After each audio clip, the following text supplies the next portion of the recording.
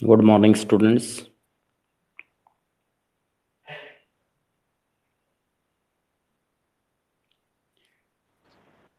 Good morning बेटा। यहाँ पे हमने उस दिन करैका लमैयार के विषय में ये टॉपिक कंप्लीट किया था। इसके बाद हम पेज नंबर सेम इसी पेज पे 145 पे राज्य के साथ में इन साधु संतों के संबंध किस तरह के रहते थे उस पे हम चर्चा करेंगे। आज राज्य के साथ संबंध किस तरह के थे।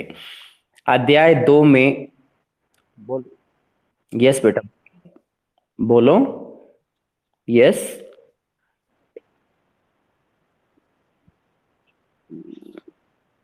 अच्छा अच्छा, ये वाला चतुर्वेदी वाला। अच्छा, एक तो चतुर्वेदी और शास्त्र और भक्ति, ये वाला।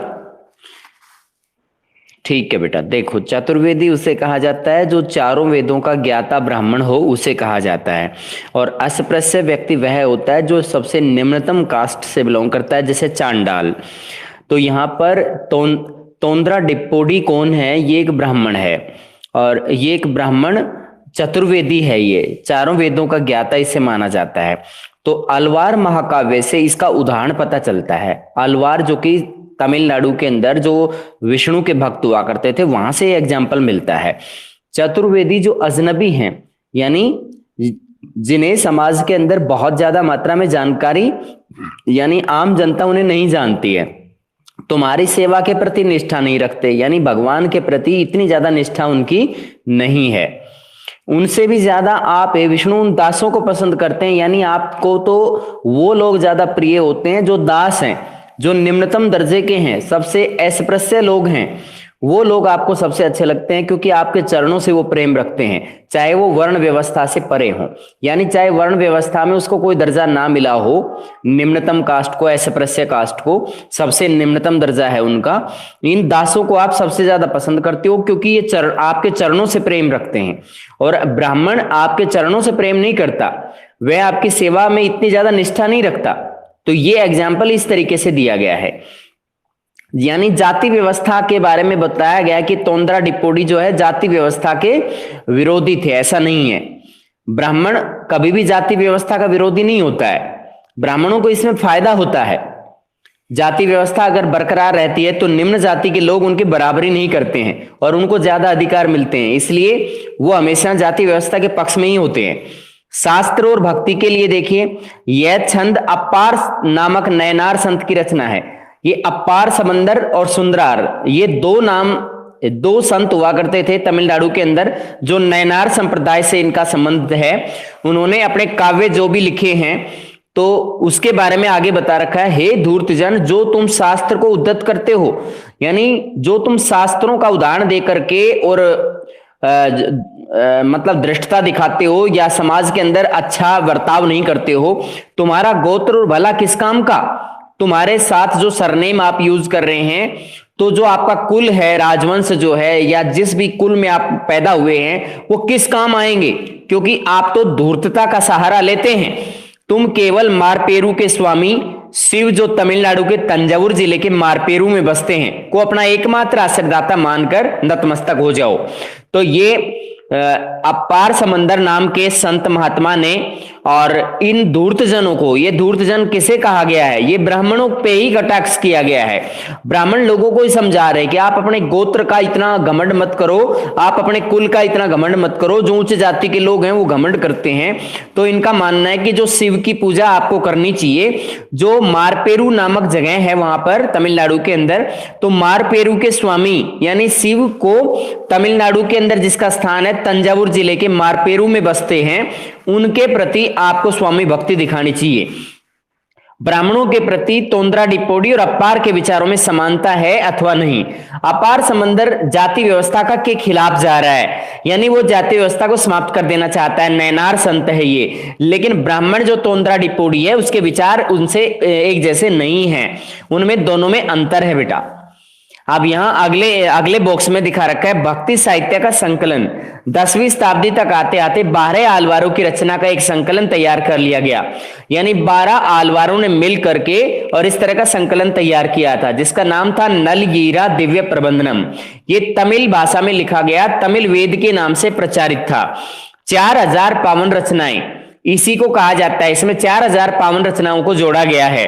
10वीं शताब्दी में अपार समंदर और सुंदरार की कविताएं, ये दोनों ही नैनार संत रहे हैं, सुंदरार और अपार समंदर, जिसका एग्जाम्पल अभी हमने पढ़ा था इस पैराग्राफ में, त्वरम नामक संकलन में रखी गई। यानी इन दोनों की रचनाएं, क्योंकि ये नैनार संत हैं, आलवार संत हैं, उनकी रचनाएं नल हीरा दिव्य प्रबंधनम में रखी गई, लेकिन अपार समंदर और सुंदरार दोनों नैनार संत थे, इनकी रचनाएं त्वरम नामक ग्रंथ में रखी गई, जिसमें कविताओं का संगीत के आधार पर वर्गीकरण किया गया है। यानी जो भी कविताएं उसमें रखी गई हैं उनको म्यूजिक के आधार पर क्लासिफाई किया गया है कि किस तरह का म्यूजिक उनके साथ हो सकता है। अब राज्य के साथ में संबंध देखिए, पेज नंबर 145 पर है। अध्याय 2 में हमने पढ़ा तमिल क्षेत्र में प्रथम सहस्त्राब्दी ईस्वी के आरंभ में कई महत्वपूर्ण सरदारियां थी। यानी तमिल क्षेत्र के अंदर सरदार और सरदारी का विषय, जो आपने एक बार मैंने पहले भी बताया था, सरदार को ज्यादा अधिकार मिलते थे, सरदारी को इतने अधिकार नहीं मिलते थे।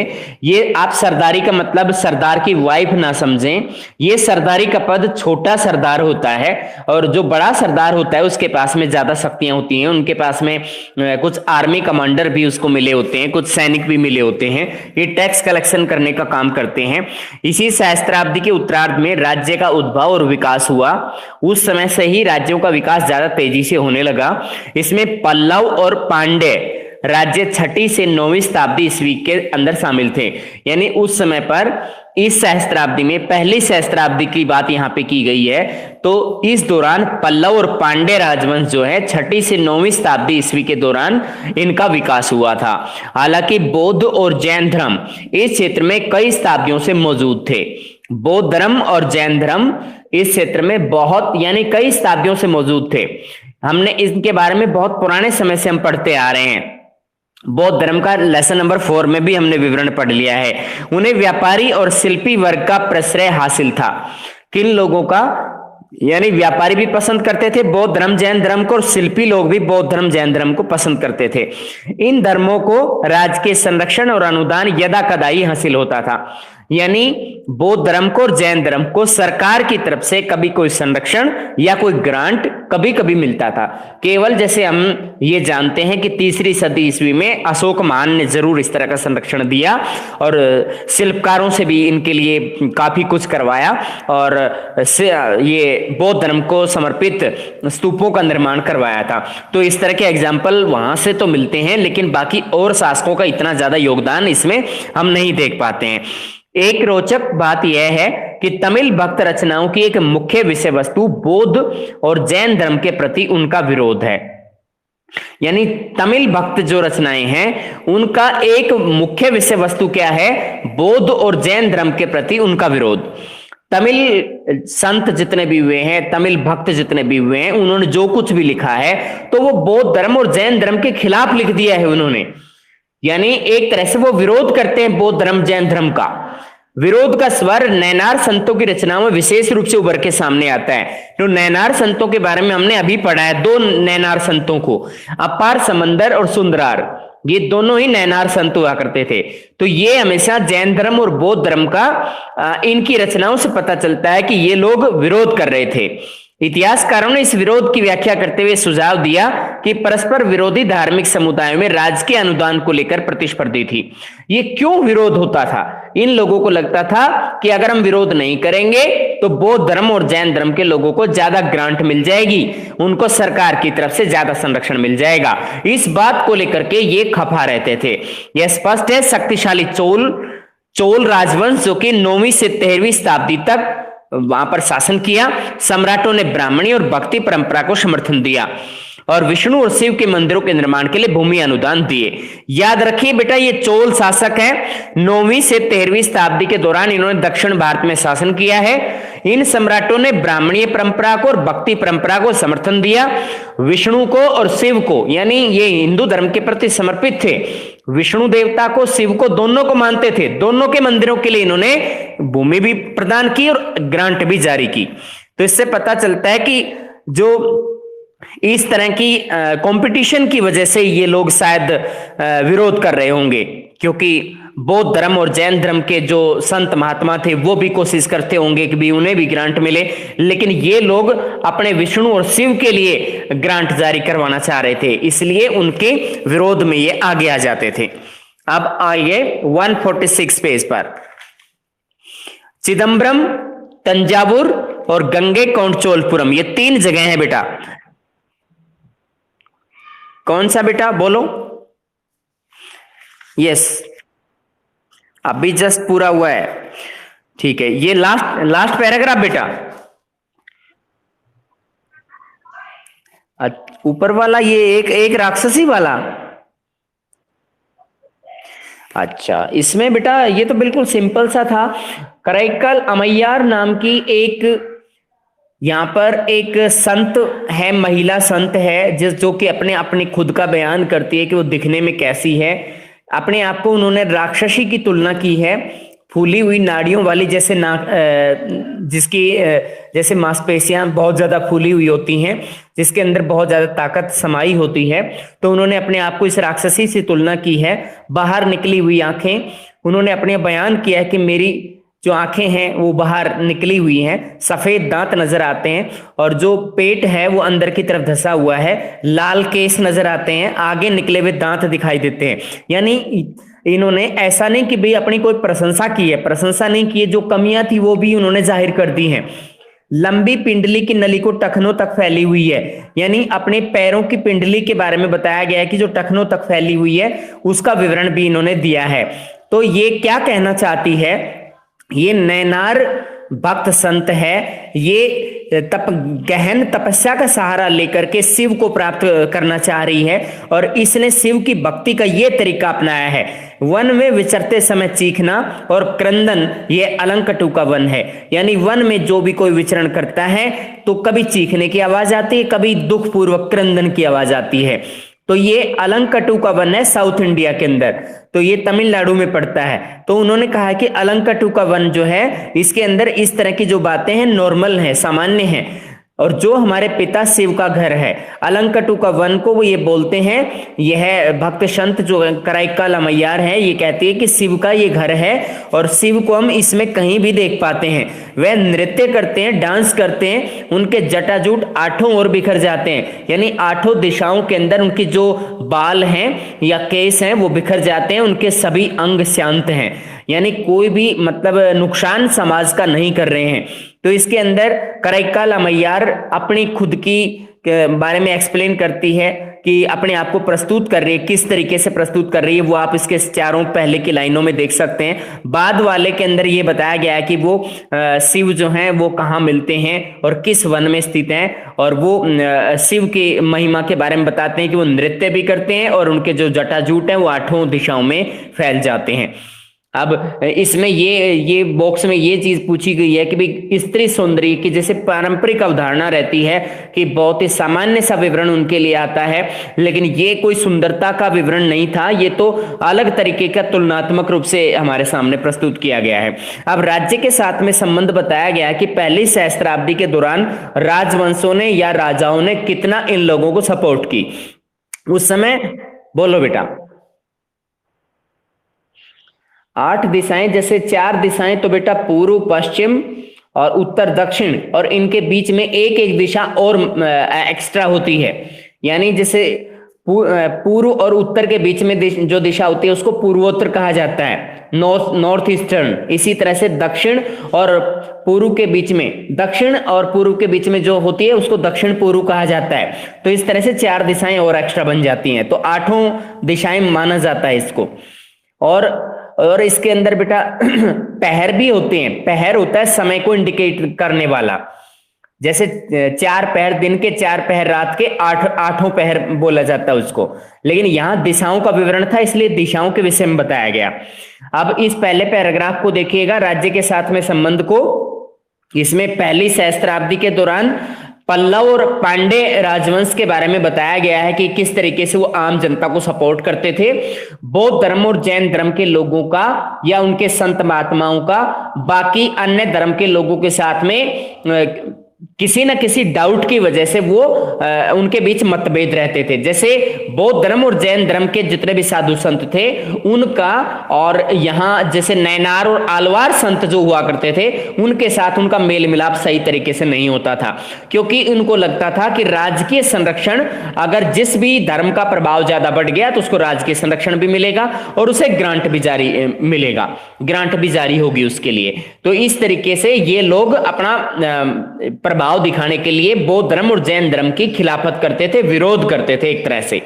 अगले पैराग्राफ में भी इसी विरोध के बारे में ही बता रखा है। इसके अंदर तमिल भक्त जितने भी रचनाएं यहाँ पे सामने आती हैं, तमिल की भक्ति रचनाओं के अंदर, तो बौद्ध धर्म और जैन धर्म के प्रति उनका विरोध सामने आता है। तो नैनार संतों के जो भी रचनाएं हैं उनसे बिल्कुल स्पष्ट हो जाता है कि वो लोग विरोध करना चाहते थे। और किस बात के लिए विरोध कर रहे हैं? क्योंकि विरोधी धार्मिक समुदायों में राजकीय अनुदान को लेकर के कंपटीशन रहता था कि उन्हें ज्यादा अनुदान मिले, ज्यादा पैसे मिले, उनके लिए ज्यादा मंदिरों का निर्माण हो, उनके देवताओं की ज्यादा मूर्तियां स्थापित हो, इस तरह की उनकी भावनाएं रहती थी। तो शक्तिशाली चोल शासक थे, वो 9वीं से 13वीं सदी के दौरान ब्राह्मणी और भक्ति परंपरा को समर्थन दिया। इन चोल शासकों ने आलवार और नैनार संतों की परंपरा को महत्व दिया, ना कि बौद्ध धर्म और जैन धर्म को। यहां हमें यह याद रखना पड़ेगा कि चोल शासक हैं, 9वीं से 13वीं सदी तक उन्होंने शासन किया, ब्राह्मणीय परंपरा और भक्ति परंपरा को समर्थन दिया, आलवार और नैनार परंपरा को समर्थन दिया, विष्णु देवता और शिव के लिए उन्होंने जमीन भी दी और ग्रांट भी जारी किए।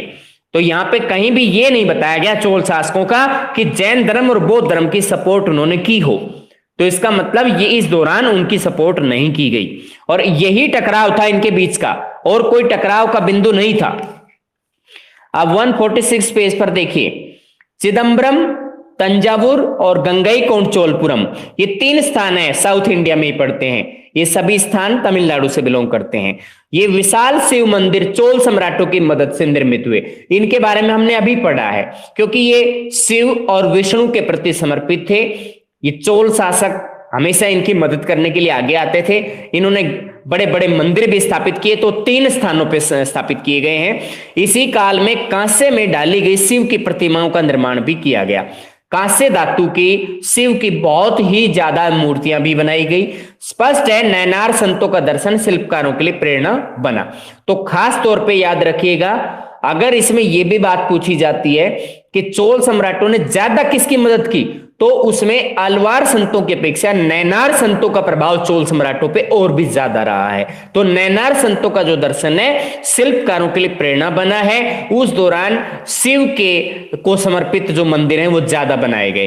तो इसमें आप दोनों का भी नाम ले दोगे तो कोई गलत नहीं है, लेकिन इन्होंने एक लाइन के जरिए आपको यह समझाने की कोशिश की है कि इस काल में कांसे से डाली गई शिव की प्रतिमाओं का निर्माण किया गया, जबकि कहीं आलवार यानी विष्णु की प्रतिमा के बारे में यहां नहीं बताया गया है। आगे देखिए, नैनार और आलवार संत वेलाल कृषकों के द्वारा सम्मानित होते थे। ये वेलाल कृषक कौन है? ये तमिलनाडु के किसानों को कहा जाता था वेलाल कृषक। ये वेलाल कृषक नैनार संतों को और आलवार संतों को दोनों को सम्मान देते थे। इसलिए आश्चर्य नहीं कि शासकों ने भी उनका समर्थन पाने का प्रयास किया। अब शासक भी यही चाहते थे कि आम जनता में जो लोकप्रिय है हम भी उसी को ज्यादा सपोर्ट देंगे। आलवार और नैनार संत जैसे ज्यादा लोकप्रिय थे किसानों के बीच, तो किसानों के बीच शासक अपने आप को लोकप्रिय बनाना चाहता है, लोकप्रिय होना चाहता है, तो वह उनकी पसंद के अकॉर्डिंग ही उसी देवता को सम्मान देना पसंद करेगा। उदाहरण के लिए चोल सम्राटों ने देवीय समर्थन पाने का दावा किया। देवीय समर्थन पाने का मतलब कि उन्होंने कहा मेरे ऊपर देवीय कृपा है, देवता मेरे साथ हैं, देवताओं ने मुझे कहा है कि मैं राजगद्दी पर बैठूं, शासन करूं, और अपनी सत्ता के प्रदर्शन के लिए सुंदर मंदिरों का निर्माण उन्होंने कराया। अपनी सत्ता को दिखाने के लिए, अपनी शक्ति को प्रदर्शन करने के लिए एक से बढ़कर एक सुंदर मंदिर का निर्माण उन्होंने करवाया। पत्थर और धातु से बनी हुई मूर्तियां सुसज्जित करवाई उन सभी मंदिरों में। इस तरह से इन लोकप्रिय संत कवियों की परिकल्पना को, जो जन भाषाओं में गीत रचते थे और गाते थे, मूर्त रूप प्रदान किया गया। उससे पहले ये जो संत महात्मा थे, नैनार संत, आलवार संत, इनकी जो भावनाएं थी वो गीतों के जरिए, भजनों के जरिए पता चलती थी, लेकिन अब उन गीतों और भजनों को इन्होंने मूर्त रूप प्रदान कर दिया। मूर्त रूप का मतलब होता है उनकी मूर्तियां स्थापित करवा दी, बड़े बड़े मंदिर बनवा दिए उनको समर्पित करते हुए। और इस तरीके से, और इनका क्या फायदा था चोल सम्राटों का, क्योंकि आम जनता में ये अपनी छवि इस तरह की बना देना चाहते थे कि जिस देवता का सम्मान ये वेलाल कृषक करते हैं, आलवार और नैनार संत करते हैं, उसी का सम्मान ये चोल सम्राट भी करते हैं। इसलिए अपने आप को आम जनता के बीच लोकप्रिय बनाने के लिए उन्होंने इस तरह की नीति पर काम किया।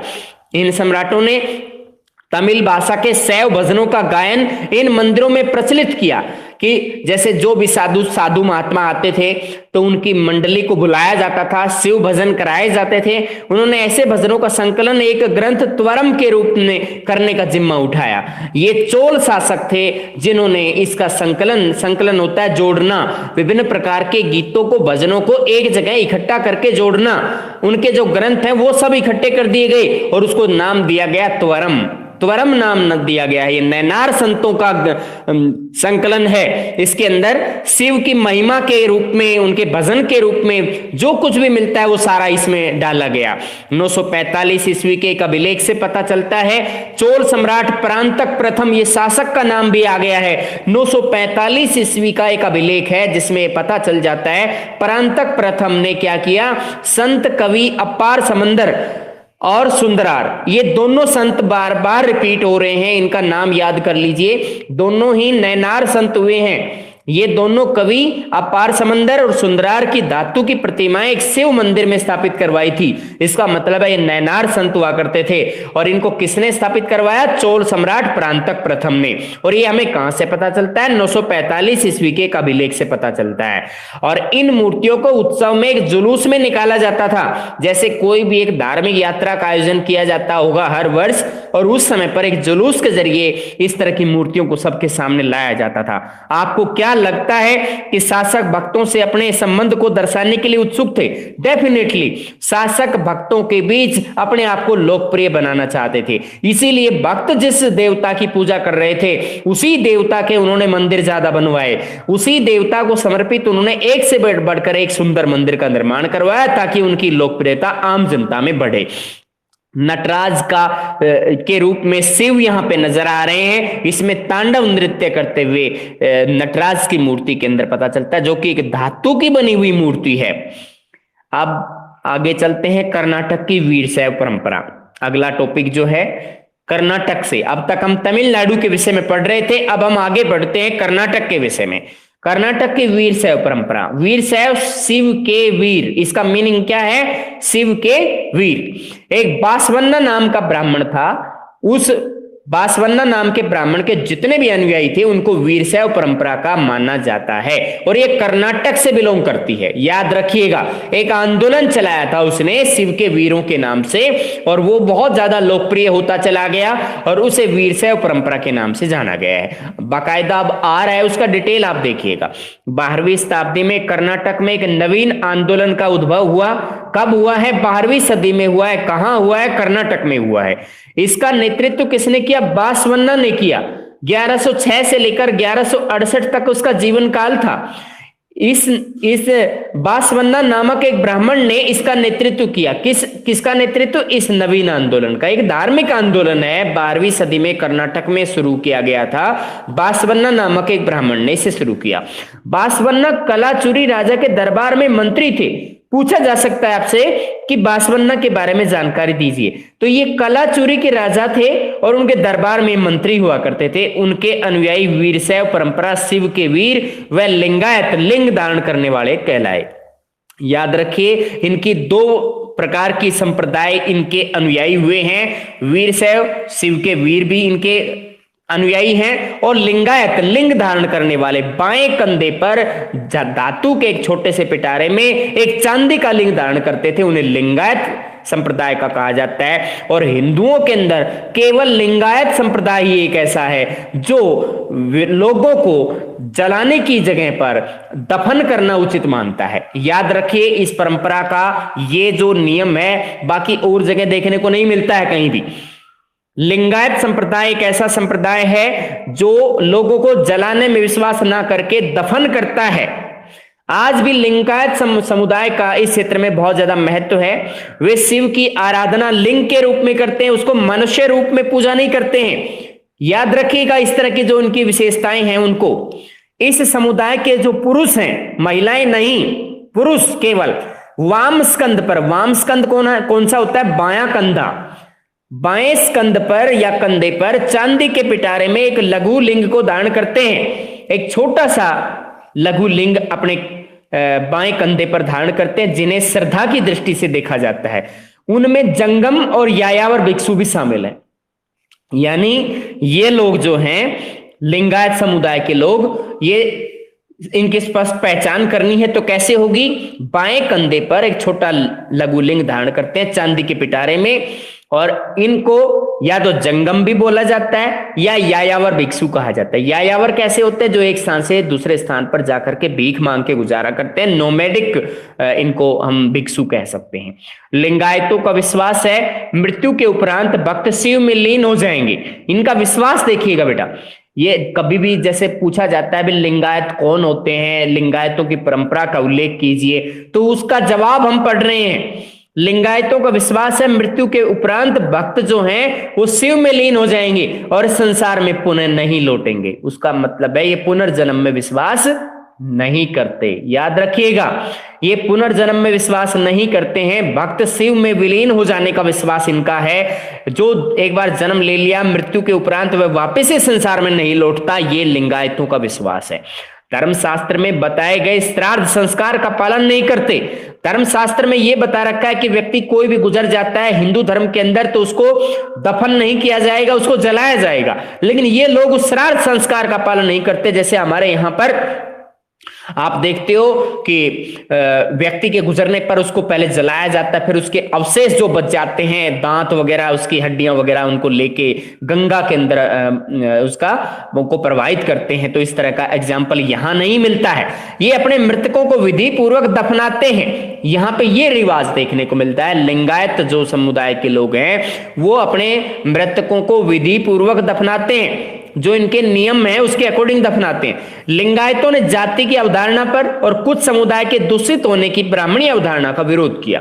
लिंगायत ने क्या कहा है कि भाई जाति के आधार पर समाज को मत बांटो, कोई भी जाति अपने आप में श्रेष्ठ नहीं है और कोई भी निकृष्ट नहीं है जिससे नफरत कर सको आप। इन्होंने कहा कि दूषित होने की जो परंपरा समाज के अंदर प्रचारित कर रखी है ब्राह्मणी अवधारणा में या ब्राह्मण लोगों ने, वो बिल्कुल गलत है। समाज में कोई भी दूषित नहीं है, समाज में कोई भी अस्पृश्य नहीं है, अनटचेबल नहीं है, यहां तक कि चांडाल भी नहीं है। उनका मतलब है वो लोग उनको भी सम्मान दिलाना चाहते थे। ये जाति व्यवस्था के घोर विरोधी थे। ये उच्च जाति निम्न जाति के जो भेद है, जातिगत भेद है, उसको समाप्त कर देना चाह रहे थे। पुनर्जन्म के सिद्धांत पर उन्होंने प्रश्न वाचक चिन्ह लगाया कि पुनर्जन्म का सिद्धांत होता ही नहीं है। उनका मानना है कि व्यक्ति के गुजरने के बाद और व्यक्ति शिव में विलीन हो जाएगा, उसके बाद वो दोबारा इस संसार में नहीं आएगा। इन सब कारणों से ब्राह्मणीय सामाजिक व्यवस्था में जिन समुदायों को गौण स्थान मिला वे लिंगायतों के अनुयायी हो गए। अब आप याद रखिए, ब्राह्मणीय सामाजिक व्यवस्था में जिस व्यक्ति को मान लीजिए कोई क्षत्रिय वर्ग में से बिलोंग कर रहा था, कोई वैश्य से कर रहा था, कोई शूद्र से कर रहा था, तो शूद्र वर्ग में जो भी लोग रह रहे थे, जैसे चांडाल लोग हैं शूद्र वर्ग में रह रहे थे, तो वो अपने आप को क्यों उसमें बनाए रखेंगे? उन्होंने क्या कर लिया, लिंगायतों के अनुयायी बन गए। वो उनका मानना था कि ये लोग भी तो हिंदू ही हैं, तो उन्होंने अपना धर्म परिवर्तन करके, धर्म परिवर्तन ना करके और अपनी परंपरा का परिवर्तन कर लिया और वो लिंगायत के अनुयायी बन गए। धर्मशास्त्रों में जिन आचारों को अस्वीकार किया गया था, जैसे वयस्क विवाह, विधवा पुनर्विवाह, लिंगायत उन्होंने मान्यता प्रदान कर दी। याद रखिए, धर्मशास्त्रों ने यह कह रखा था कि वयस्क होने के बाद शादी करें, और विधवा पुनर्विवाह उन्होंने कोई मान्यता नहीं दी थी। तो लिंगायतों ने इन दोनों को मान्यता दे दी कि भी वयस्क विवाह होने पर शादी करो, ये ठीक है, बचपन में शादी नहीं करनी, और विधवा पुनर्विवाह ये भी ठीक है। पहले इनको कोई अनुमति नहीं थी, अगर किसी औरत का हस्बैंड गुजर जाता था तो शादी पुनर्विवाह नहीं होता था उसका, तो लिंगायतों ने इन दोनों को परमिशन दी कि जो वयस्क व्यक्ति होता है उसी की शादी करो, बचपन में नहीं करनी, और विधवा होती है तो उसको दूसरी शादी की अनुमति प्रदान करो। तो एक तरह से ये ब्राह्मण शास्त्र के विरोधी थे। ब्राह्मणीय परंपरा या ब्राह्मणीय अवधारणा के विरोधी थे। वीरशैव परंपरा की व्युत्पत्ति उन वचनों से होती है जो कन्नड़ भाषा में उन स्त्री पुरुषों के द्वारा रचे गए जो इस आंदोलन में शामिल थे। तो वीरशैव परंपरा में जो भी कोई बात हमारे सामने आ रही है, जो कोई गीत आ रहे हैं, जो कोई कथन हमारे सामने आ रहे हैं, तो जो कन्नड़ भाषा में इसे लिखा गया है, स्त्री और पुरुष जो इस आंदोलन से जुड़े हुए, वीरशैव आंदोलन से जुड़े हुए थे, तो उनके द्वारा जो कुछ भी लिखा गया था उन सब का विवरण हम इसमें पढ़ते हैं। तो याद, अब इसके बारे में तो पता चल गया होगा बेटा कि बासवन्ना का जो लिंगायत संप्रदाय से किस तरह इसका नाता के रूप में किस तरह है, रूप में यहां एक बार एक एग्जाम्पल दे रखा है। देखिए, अनुष्ठान और यथार्थ संसार। उनका मानना है कि जो अनुष्ठान है, जैसे कोई यज्ञ वगैरह कराते हैं, कोई अनुदान देता है, कोई दान देता है, कोई भारी दिखावा करता है, कोई माला जप रहा है, और वास्तविक संसार में भेदभाव है। वो देखिए कैसे, बासवन्ना के द्वारा रचित एक वचन है, एक वचन के द्वारा ये कैसे समझा रखा है। एक कथन है उनका, बासवन्ना नाम के ब्राह्मण का। जब वे एक पत्थर से बने सर्प को देखते हैं तो उस पर दूध चढ़ाते हैं। यानी इस संसार के लोग ऐसे हैं कि जो पत्थर से बना हुआ सांप है उसको दूध पिलाने के लिए ले जाते हैं, उसको दूध चढ़ाते रहते हैं कि वो दूध पिएगा। और यदि असली सांप आ जाए तो कहते हैं उसे मारो मारो। इसमें कोई दो राय नहीं कि असली सांप आ जाते उसको दूध नहीं पिलाते, उसको कोई मतलब सम्मान नहीं करते, उसको हमेशा क्या करते हैं, उसको मारने के लिए दौड़ते हैं। देवता के उस सेवक को जो भोजन परसने पर खा सकता है उसे कहते चले जाओ चले जाओ। कि देवता का जो भी कोई भक्त है, कोई भी ऐसा भक्त जो साधु संत के रूप में है, एक स्थान से दूसरे स्थान पर घूमता है, भिखारी के रूप में है, उस व्यक्ति को जो भोजन देने पर खा सकता है उस व्यक्ति को कहते हैं चले जाओ आप। किंतु ईश्वर की मूर्ति को जो खा नहीं सकती उसको व्यंजन परोसते हैं, उसके सामने तरह तरह के भोजन उसके सामने परोसे जाते हैं, जिसको वो पत्थर की मूर्ति उसे खाएगी थोड़ी ना। तो इस तरह से बासवन्ना ने कहीं ना कहीं, ये बेशक ब्राह्मण थे लेकिन इन्होंने इस तरह की परंपरा को, समाज की जो बुराइयां थी, समाज की जो जातिगत धर्म के आधार पे, जो बाह्य आडंबर के आधार पर जो भी समस्याएं थी उन सबको दूर करने का प्रयास किया। अनुष्ठानों के प्रति बासवन्ना के रवैये की व्याख्या करें, वे किस तरह से श्रोता को अपनी बात समझाने का प्रयत्न करते हैं। तो इसके जरिए हमें बहुत अच्छे से ये बात क्लियर हो गई है कि अनुष्ठान करने से कुछ नहीं होगा, यज्ञ करने से कुछ नहीं होगा, बाहरी दिखावा करने से कुछ नहीं होगा, लेकिन आप दुनिया के सामने देखिए। अब यहां पे सांप को क्या कह रखा है कि पत्थर से बना हुआ सांप है, उसको दूध पिलाते हैं, असल में आ जाते हैं तो मारने दौड़ते हैं। एक भिखारी आता है उसको भोजन नहीं देते और पत्थर की ईश्वर की मूर्ति को भोजन परोसते हैं। तो अनुष्ठान और यथार्थ संसार में बहुत ही बड़ा अंतर है और इसको हम इस कथन से बेहतर तरीके से समझ सकते हैं। तो इससे कम एक ओवरव्यू आपका माइंड में बन गया होगा कि कर्नाटक की वीरशैव परंपरा के जो बासवन्ना नाम के जो संत हुए हैं या बासवन्ना नाम के जो ब्राह्मण हुए हैं, उन्होंने भक्ति परंपरा की किन बुराइयों पर प्रकाश डाला और उनको किस तरह से उन्होंने दूर किया, और ये चीजें किसके लिए फायदेमंद साबित हुई। खास तौर पर दूषित समझा जाने वाला समुदाय, जो निम्न जाति शोषित हो रही थी, अस्पृश्य समझे जा रहे थे, अनटचेबल्स थे, वो सब लोग लिंगायत संप्रदाय से जुड़ते चले गए। और जो भी लोग गलत, जैसे कि संस्कार समाज के अंदर कुछ मौजूद थे कि बच्चों का विवाह करते थे, छोटे बच्चों का, और विधवा को पुनर्विवाह करने की आजादी नहीं थी, इन दोनों को उन्होंने मान्यता प्रदान करके और ब्राह्मणीय शास्त्र का उल्लंघन कर दिया, ब्राह्मणीय शास्त्रों के खिलाफ वो चले गए। आप यहां तक टॉपिक को रीड करें, किसी तरह की प्रॉब्लम आए तो मेरे से पूछना।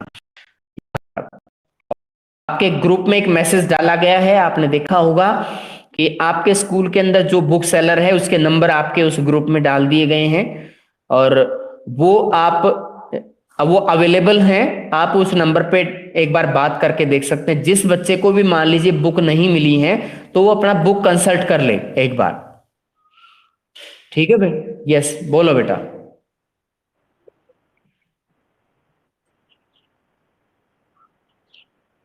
नहीं, बाहर इसका प्रभाव कहीं इतना ज्यादा नहीं है, केवल इसका लिंगायत का और कर्नाटक का बहुत गहरा नाता है, इसी क्षेत्र से ज्यादा बिलोंग इसमें दिखा रहे हैं। कहीं भी कोई बाहर का एग्जाम्पल एक भी नहीं आया है अभी तक बेटा, ये यहीं पे ज्यादा है। वो अपने उत्तरी भारत में, पूर्वी भारत में कहीं भी नहीं है इस तरह का। कर्नाटक में ही ज्यादा है। तो इसके अंदर बेटा छोटे छोटे पॉइंट्स पे फोकस कीजिएगा। बासवन्ना के बारे में पूरी डिटेल जानिए, लिंगायत क्या होते हैं, उनमें क्या फर्क होता है, वीर शैव परंपरा को वीर शैव क्यों कहा जाता है, तो इसके समाज के अंदर लिंगायतों ने किन किन बुराइयों को बाहर निकाला है, किन किन बुराइयों के खिलाफ वो गए हैं, तो उस तरह की नीतियों के बारे में जब आप इस तरह का कोई क्वेश्चन तैयार करोगे तो आप छोटा बड़ा जैसा भी क्वेश्चन आप लिखना चाहोगे लिख दोगे, कोई दिक्कत नहीं आएगी आपको। ठीक है, अब आप लीव कर सकते हैं बेटा। ओके।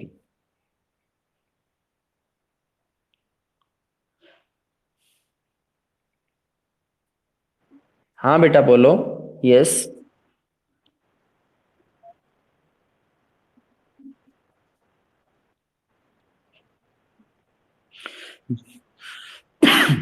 देखिए मैं बताता हूं। हाँ सुनिए सुनिए, लिंगायत समुदाय के लोग जो हैं बाएं कंधे पर और शिव के लिंग को धारण करते थे, सबसे पहली पहचान। और शिव शिव को पूजते थे, डेफिनेटली शिव के भक्त थे ये। ठीक है बेटा। और बाएं कंधे पर जो चांदी का एक पिटारा रखते थे उसके अंदर एक लघु लिंग धारण करते थे, ये इसकी दूसरी विशेषता है, उसको मतलब क्लैरिफाई किया गया है। चांदी के पिटारे में, चांदी का एक पिटारा यानी छोटा सा एक ऐसा बर्तन लगा लीजिए आप, इसका एक छोटा सा एक जैसे डिब्बी होती है। हाँ बेटा, शोल्डर पे, लेफ्ट शोल्डर पे उसको धारण करते थे लघु लिंग के रूप में। और इसके विश्वास है, वो तो विश्वास तो आपको याद करने ही पड़ेंगे, क्योंकि ये शिव में बहुत ही ज्यादा इंटरेस्ट था इनका। और इनका मानना था कि व्यक्ति की मृत्यु हो जाती है तो मृत्यु होने के बाद वह पुनर्जन्म नहीं धारण करता, और इनका मानना था कि वह शिव में लीन हो जाता है और वह संसार में दोबारा से नहीं लौटेगा जो व्यक्ति गुजर जाता है। और ये हमेशा ये उसके शव को जलाते नहीं थे, ये अपने जितने भी अनुयायी होते थे उन सबके मृतकों को विधि पूर्वक दफनाते थे, जबकि हिंदुओं में रिवाज नहीं मिलते हैं। ये हिंदू भी हैं लेकिन फिर भी मृतकों को दफनाते हैं, ये आप याद रखिएगा इन चीजों को। और एक आगे दो तीन बातें और जो बताई गई हैं कि समाज के अंदर दूषित जो परंपरा है उसको दूर करना, ब्राह्मणी अवधारणा का विरोध करना, वयस्क विवाह के को मना करना, विधवा पुनर्विवाह को इन्होंने समर्थन दिलाना, तो इस तरह की बातें जो यहाँ पे इन्होंने सपोर्ट किया है कि वयस्क होने पर शादी करने में कोई बुराई नहीं है और जो विधवा हो गई है उसकी दूसरी शादी करने में कोई बुराई नहीं है, इन्होंने उसको समर्थन दिया है, याद रखिए। और व्यर्थ के जो रिवाज होते हैं, पाखंड जो होते हैं, अनुष्ठान जो होते हैं, वो सब उन्होंने बकवास करार दिया है उनको सबको। ठीक है, इतने बहुत ज्यादा पॉइंट लिख सकते हो, बिल्कुल सिंपल सा टॉपिक है, इतना कोई हार्ड टॉपिक नहीं है बेटा। ठीक है बेटा, आप लीव कर सकते हैं आप।